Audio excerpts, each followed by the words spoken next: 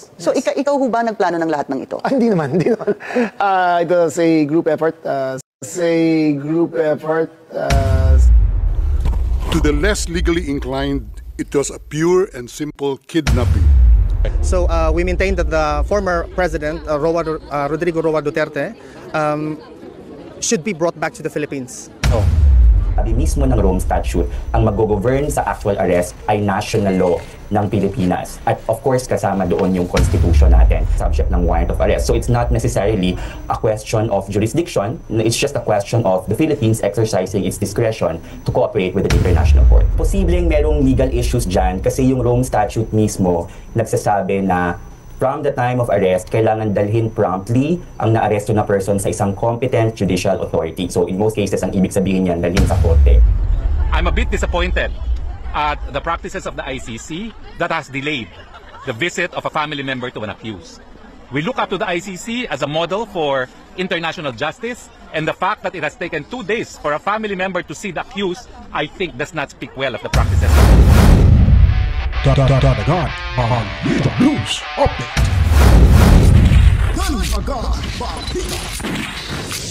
At sa amin, nakapag-harvest na kami. Kakatanim lang eh. So, hindi, buti na lang yung timing. Okay. It's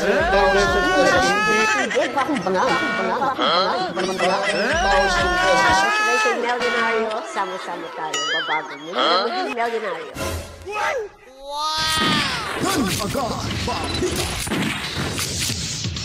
Alright, welcome back mga kabaita. Nagbabalik na naman ho tayo. Ito na naman ho ang Danagan Balita Reaction Video News Update. At kaway-kaway sa lahat ng mga nanonood. Assalamualaikum sa ating mga kapatid na Muslim. At saan man mga lupalop na ating mundo na may mga Pilipino, welcome ho dito sa ating munting bahay, Danagan Balita Reaction Video. At matsalam din sa ating mga subscribers na umabot na ho tayo ng 54,859 subscribers. So maraming salamat ho mga kabitan. Laban lang ho tayo, laban lang kasi lumalabas na ho. May mga impormasyon natin nakukuha na kung saan ay posibleng makakabalik si Tatay Digong Duterte. At nagsasabi rin itong ilang mga eksperto, lalo na itong si Chu, no? Si Attorney Chu, na may violation no yung pagkakadakip ni sa mga Bongit administration kay Tatay Digong Duterte. At dapat may managot ho dito mga kabalitaan. At itong si John Vic Remulla, nilaglag niya ho ang kanilang team na sa pamumuno ni Bonget na planado pala nila ito. Sila pala yung nagpaplano simulat sa pool na aaristuhin at makipag-coordinate sa ICC.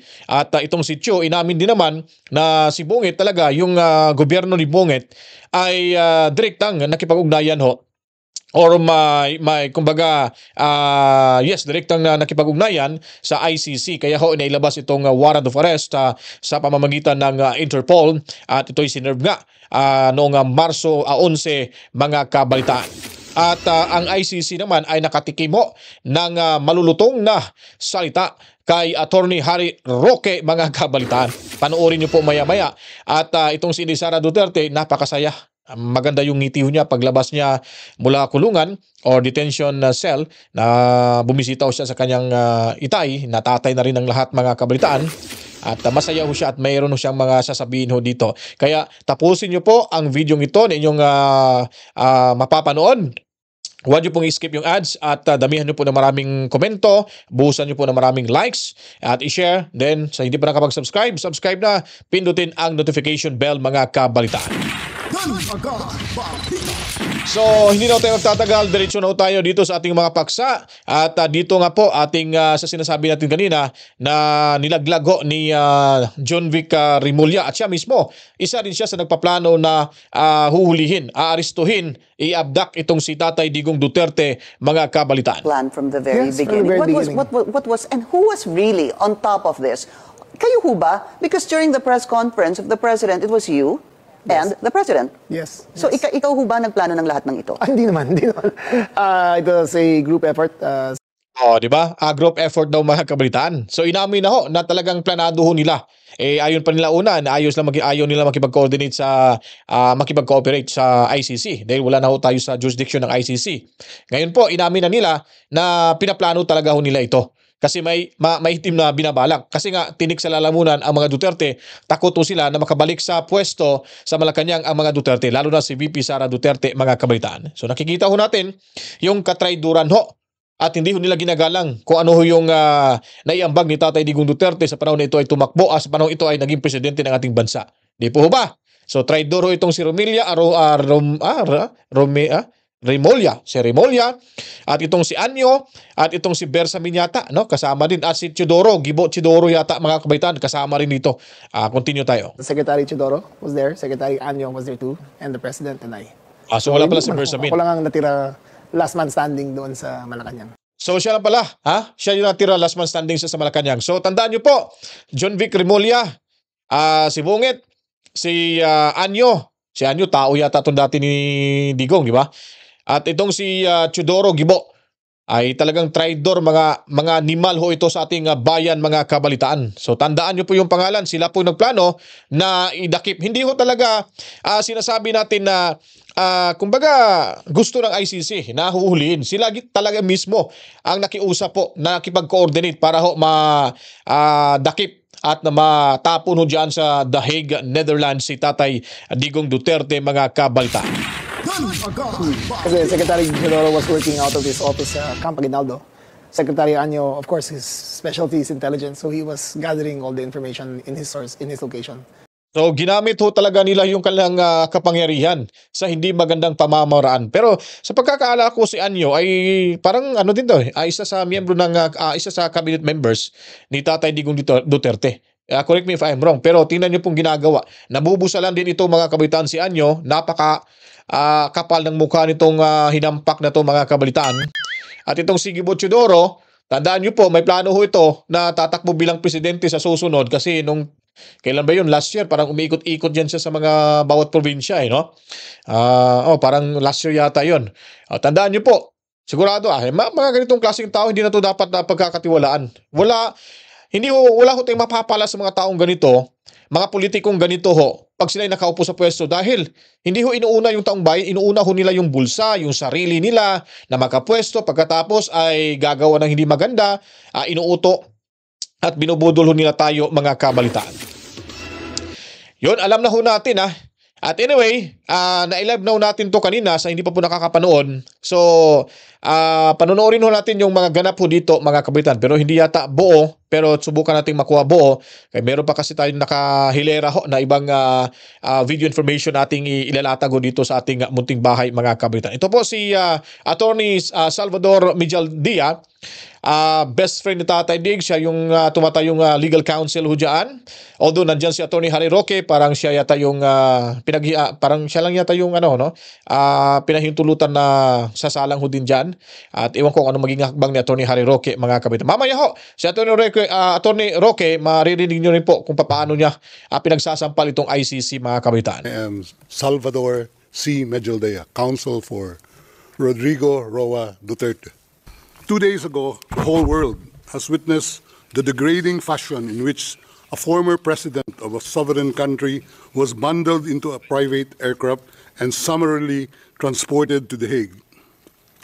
To us lawyers, this would be called an extrajudicial rendition. To the less legally inclined, it was a pure and simple kidnapping. My client was denied all access to the legal recourse in the country of his citizenship, and this all in the nature of political score settling. Do not drop out of the thin air. That jet which received my client is not able to contribute anything to this hearing. Most importantly, he is not able even to tell you that he has been informed of the charges as contained in the arrest warrant for a reason more pertinent to which I alluded in my written request to this honorable pre-trial chamber this morning, and which is confidential in nature. Close na session.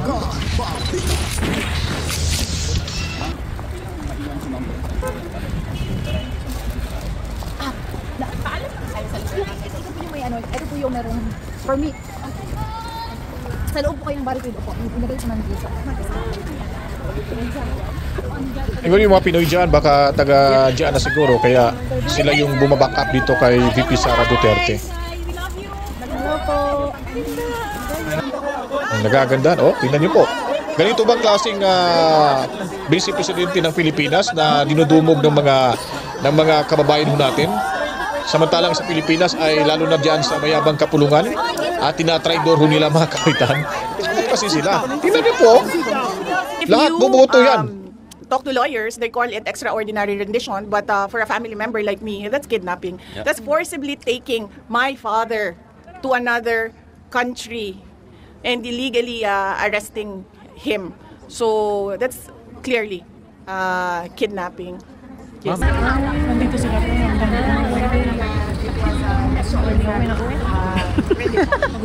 Ito si Sen, napahiya to sa Pinoy eh. Gagamitin nyo lang kami. Diba galit kayo sa mga Duterte? Sinabihan pa naman si Hernandez. A lot of people are crying. They are depressed, hurt, stressed about what happened and what is happening right now and what is happening in the country. And then he said, sabihin mo sa kanila, relax lang, may hangganan ang lahat. So, bali ito po yung bilin ni Tatay Dig sa kay VP Sara nung sila ay nakipagkita kay Tatay Digong nung binisita niya doon sa loob ng detention facility, mga kamalitan. So I'm remembering this from kasi I cannot take notes, I cannot take a ball pen and pen this. So sabihin mo sa kanila, relax lang, may hangganan ng lahat. There will be a day of reckoning for all. Iba pa naman pag matanda yung nagsasabi, there will be a reckoning soon. Ay nako, wala na. Hintayin na lang ho natin yan, mga kabalitan. Kasi nga, sabi ko nga sa inyo, nung kinover ho natin yung simula nung pag-abduct kay Tatay, kinarga dyan sa, talagang sinabihan pa siya ni Diwata na, hihilain niya daw. Grabe no, napaka-bastos talaga no. Hindi niya ginagalang yung kasi nga, kasi may mga may mga kapalit pagkatapos na yan, mga kabalitaan. Sigurado ho yan. Inamin na nga nila. Tapos itong si Bungit. At sabi niya pa na pinabulaanan niya ho na nakipag-coordinate lang daw sa Interpol dahil yung Interpol ay connected pa ho tayo sa Interpol at hindi daw sa ICC. Tapos wala daw silang kinalaman yung gobyerno. Ngayon, nabanggit ni Bungit nung press con, na-mention niya na sila daw ay nakipag-coordinate daw. Tingnan mo yung kabangagan. At tapos yung iba, hindi naman nila inamin. At sabi naman ho dito sa eksperto, ito si Remulla, na planado ho nila lahat. Well-planned daw mga kabalitaan. So ano bang ibig sabihin nun, di ba? Pagtatraidor ho. Anyways, nasa kanila pa ngayong bola, maghintay na lang tayo, mga kabalitaan, di ba? Ganun lang din kung ano bang, sabi nga sa mga kasabihan, o sabi sa isang kasabihan na kung ano yung ginawa mo sa kapwa mo, ay talagang gagawin din yan sa iyo, mga kabalitaan. Di po ba? Yan ang ating pakahintayin, mga kabalitaan. How long was I gonna be? Yes. Unang-una, nagpapasalamat ako sa lahat ng ating mga kababayan. We met in the visitors area, and the demeanor was, he looked well-rested. I asked him that. I said, you look well-rested. And then he said that, I don't do anything here except sleep and watch TV because he has access to a TV. And then I asked him about the food because I know his preferences for food, and then he said yes. Well, that's my only complaint is that I really miss Filipino food. Nagpapasalamat ako sa inyong lahat, sa inyong pagsama. Pangalawa, malaki sa inyo ang hindi na trabaho ngayon.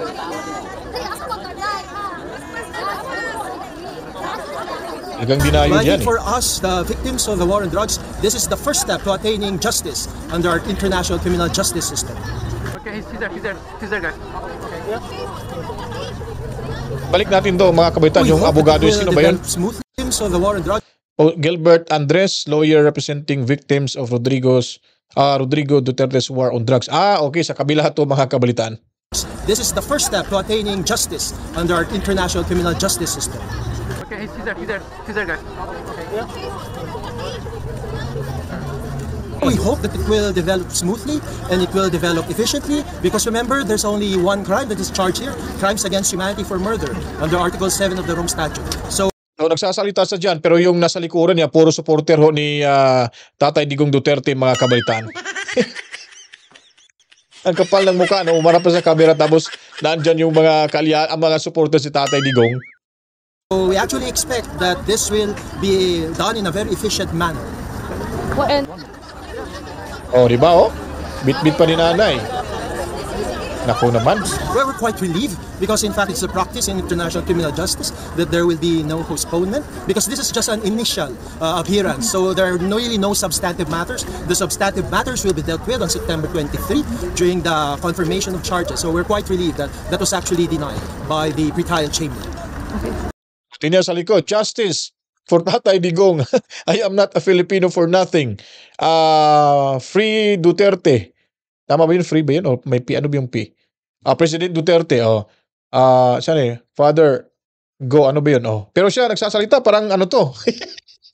Abogado to sa mga victim daw sa war on drugs ni Tatay Digong Duterte. Tingnan mo. Parang solo flight yata tong abogado dyan eh. Di ba? Correct me if I'm wrong, yun yung pagkakaintindi ho natin mga kabalitaan. Ibalikan natin to para sigurado kasi alam nyo man, may sira, may diferensya yung mata ko eh. Gilbert Andres, lawyer representing victims. Okay, tama nga. Representing victims daw of Rodrigo Roa Duterte's war on drug. Quite relieved that that was actually denied by the pretrial chamber. Naging angat tong abogadong to eh. Di ba nakakahiya?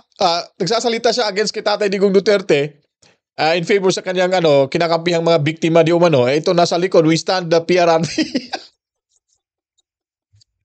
Dapat doon siya sa sa team niya para makakuha siya ng suporta. Dito nakagano lang, pasimple lang yung mga natin eh. Kababayan.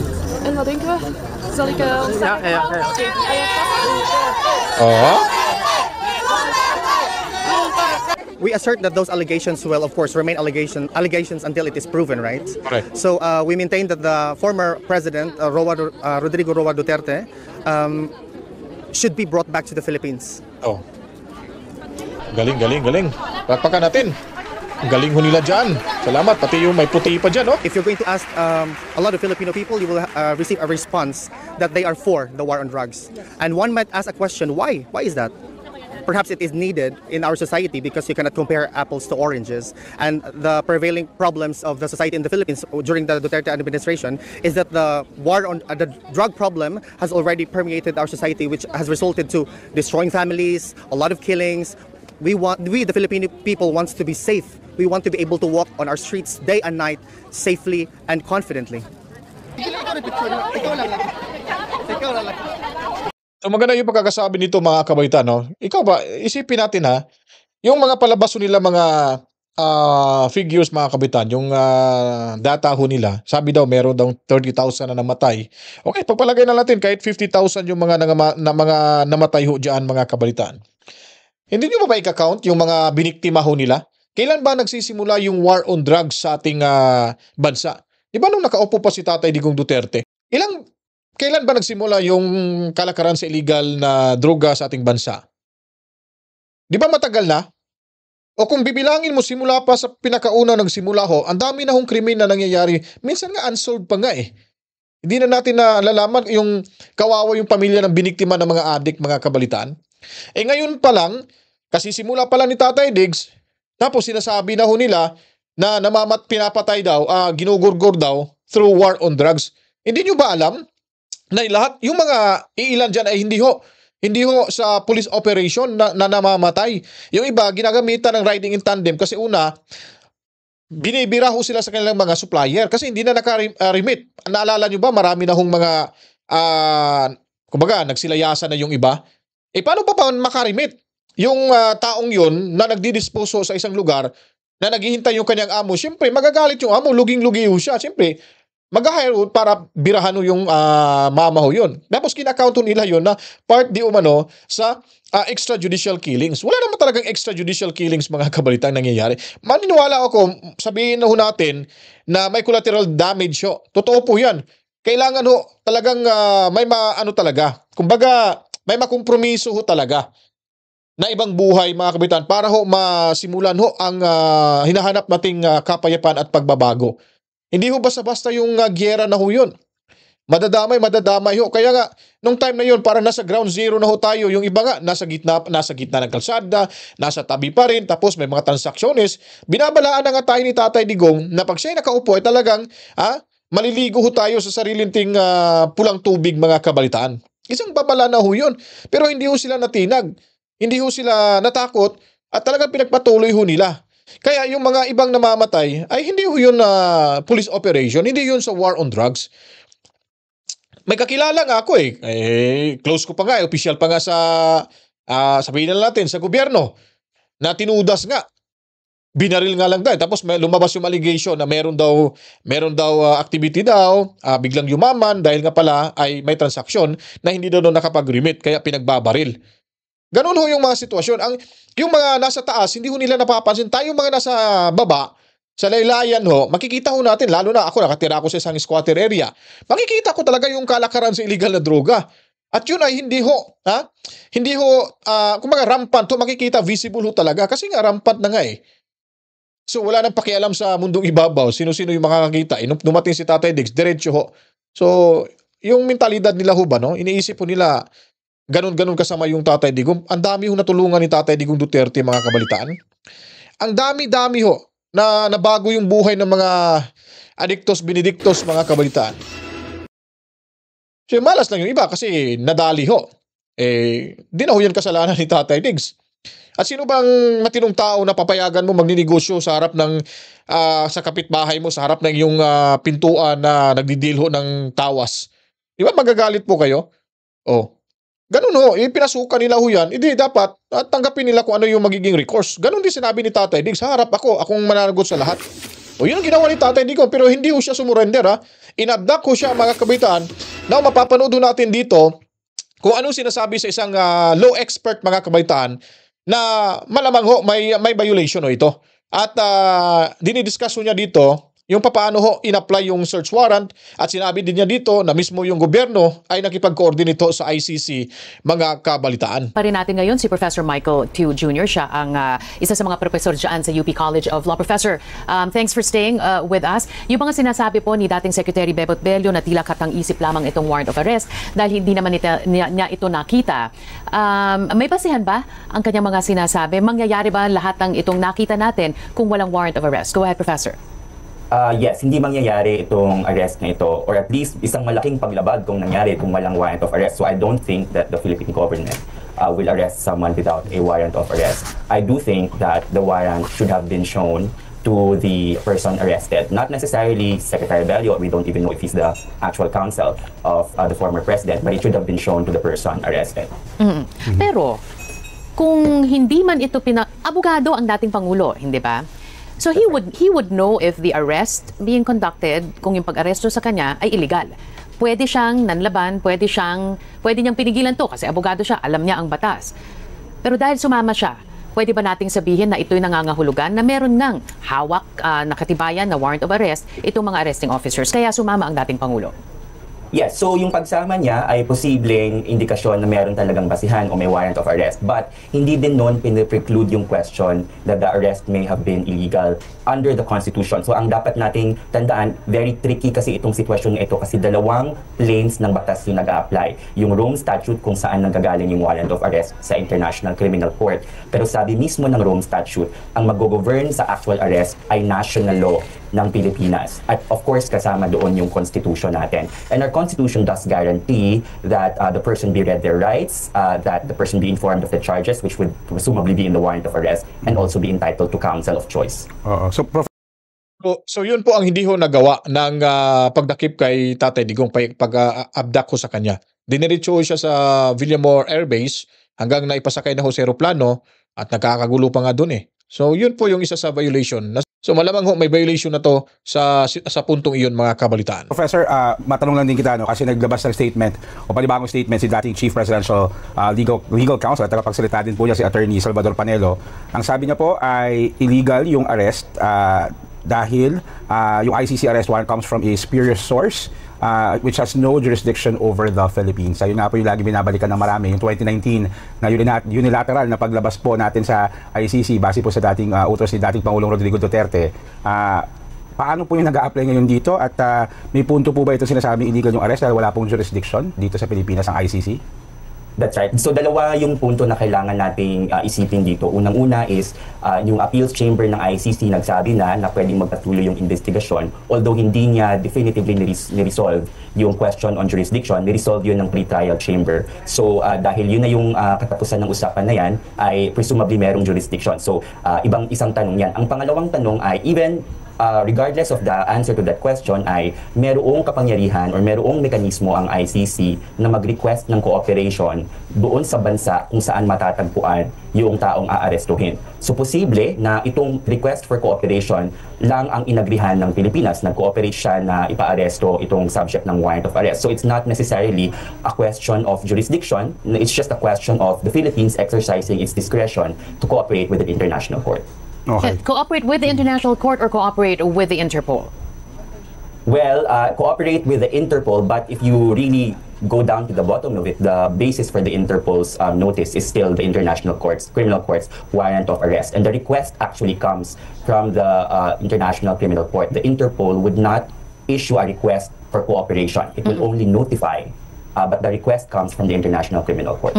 Tinanong ko po yun, Professor, kasi nga pinag-iiba po Iba ang ICC, iba ang Interpol. Nakalabas na sa ICC kahit ang administrasyon ni Pangulong Marcos sinasabi wala na tayong pakialam dyan. Hindi na para sa atin ang makipag-cooperate. Pero sa usapin ng Interpol, iba yan. We are duty bound, yun ang sinasabi, hindi po ba? So ang tanong ngayon, may shield ba o may protection ba ang administrasyong Marcos sa usapin ng pagko-cooperate sa ICC kung ang sasabihin lang nila, hindi naman kami sa ICC nakipag-cooperate, dito kami sa Interpol nakipag-cooperate dahil yan, buhay ang kasunduang yan? Yes, sa tingin ko, Carmina, either way merong shield or protection ng gobyerno. Mas malaki yung or mas mabigat yung basihan sa Interpol kasi live yung ating agreement. Pero yung ehekutibo ng Pilipinas bilang foreign policy, na may foreign policy power, ay meron din kakayahan na makipag-cooperate sa international institutions tulad ng ICC kahit hindi sila partido ng Rome Statute. At contemplated naman yan sa Rome Statute. So, as just in general, it's executive foreign policy powers. Our executive can, in fact, cooperate even though it's not a party. Dumako naman tayo sa nangyayari sa labas ng Villamor Air Base. Kanina po nagbigay ng panayam itong si dating Labor Secretary Silvestre Bello III. Ang sinasabi nga, katulad din ng sinasabi ni Senator Bongo, hindi daw sila pinapayagang makapasok at makapiling ang dating Pangulong Duterte. Ano kaya ang legal na basehan kung bakit hindi sila pinapapasok? I would not be able to speculate. Ang tingin ko lang ay siguro hindi sila nire-recognize na counsel, no? Kasi in any given case naman sa detention centers, meron talagang limitasyon sa kung sino yung makakapasok doon sa detention facility. And the Constitution only guarantees that, the counsel of choice of the person arrested and in some instances, family members under visitation rights. So kung hindi ina-acknowledge ng authority yung role ni Senator Go or ni Secretary Bello as counsel, then that might be the reason why they're not letting. But Attorney, Professor, may karapatan ng legal representation si Pangulong Duterte, tama? That's right, under Philippine law, yes. Okay, so yun yung pinagbabasehan naman ng naging pahayag ni Attorney Panelo na dinedeprive daw ng legal representation si dating Pangulong Duterte. So, in any case, kung may magsabi doon na abogado siya, tumatayo siyang abogado ni dating Pangulong Rodrigo Duterte, karapatan po nilang makasama o makapiling po itong dating Pangulo sa loob po ng Villamor Air Base. That's right, pero kailangan natin tandaan na kailangan irespeto yung choice nung taong na-aresto kung sino yung gusto niyang maging counsel. Pero kasama kasi niya si dating Secretary Salvador Medialdea na siya ring abogado. Delgra din, nandoon. Oo. That's right. Okay. So, posible na na-acknowledge na sila as counsels. Meron ho bang maaring paglabag ng batas dito sa Pilipinas kung sakasakaling mula Villamor Air Base ay dalhin na patungong The Hague ang dating Pangulo? Posibleng merong legal issues dyan kasi yung Rome Statute mismo nagsasabi na from the time of arrest, kailangan dalhin promptly ang naaresto na person sa isang competent judicial authority. So in most cases, ang ibig sabihin yan, dalhin sa korte. Kasi yung korte of the custodial state, the Philippine state in this case, will have to determine based on the warrant, kung tama ba yung kanilang kinuha na tao, based on the warrant, ito ba yung identity niya, pangalawa, nasunod ba yung proper procedure, at pangatlo, na respeto ba yung karapatan ng tao na yan based on the Rome Statute, also under Philippine law. So, at pangatlo, meron kasing facility under the Rome Statute ng interim release. So, ibig sabihin, pwedeng hingin ng naaresto na pakawalan siya in the meantime kasi may urgent at exceptional circumstances. So, kapag dire-diretso siyang dalhin sa The Hague, posibleng mag-arise yung issues na yan. So by court, Professor, you mean any court here in the Philippines? Tama po ba? Not necessarily yung court pagbalik sa The Hague diretso. I would say that under the Rome Statute, yes, it does say competent judicial authority, but because this particular issue will entail finding facts, no, and that means trial courts in the Philippines. But will it still apply kung sabihin nga ng 2019 pa lang, wala na tayo sa ICC?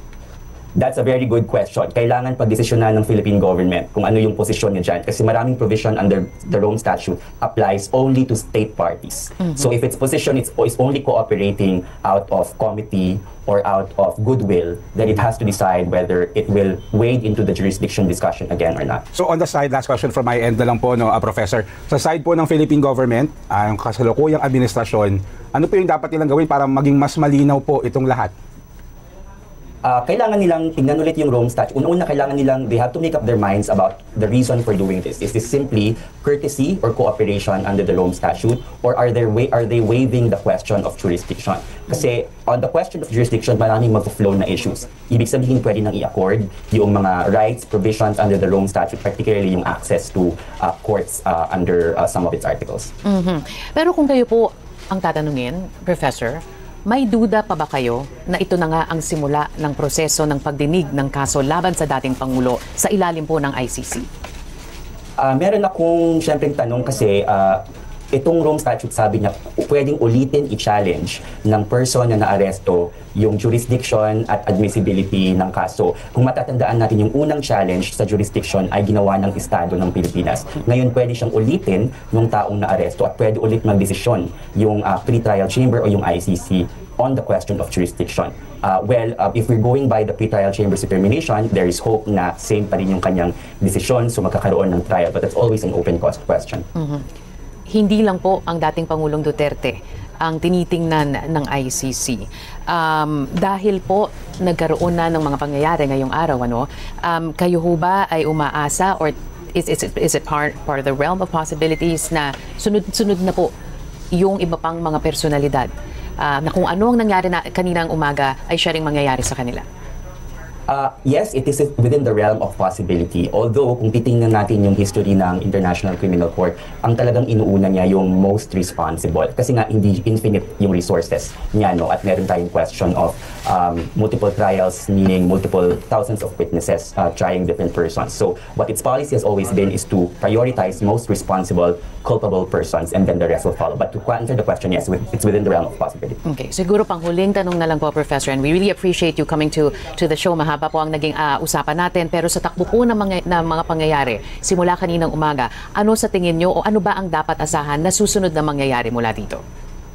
So, aasahan natin na merong pupunta sa korte, may legal challenge based on the Constitution as well as the Rome Statute. So, sa aking pananaw, hindi agad-agad, and I'm speculating here, pero hindi agad-agad matatransfer ito hanggat hindi yun ma-resolve kasi po pwede silang humingi ng mga restraining order, for example, sa korte, lalong-lalo na kung merong mga constitutional law questions. So, iyan ang tingin ko mangyayari in the next few days. Okay, maraming salamat sa Professor.